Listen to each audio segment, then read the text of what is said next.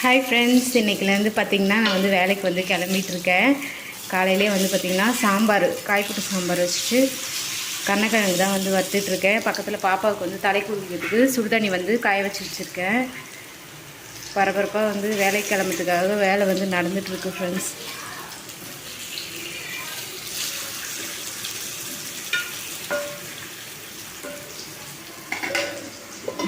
பார்த்திங்கன்னா சாம்பார் வந்து வச்சுட்டேன். மாங்காய், கத்திரிக்காய், பீன்ஸ், கேரட்லாம் போட்டு சாம்பார் வச்சுருக்கேன்.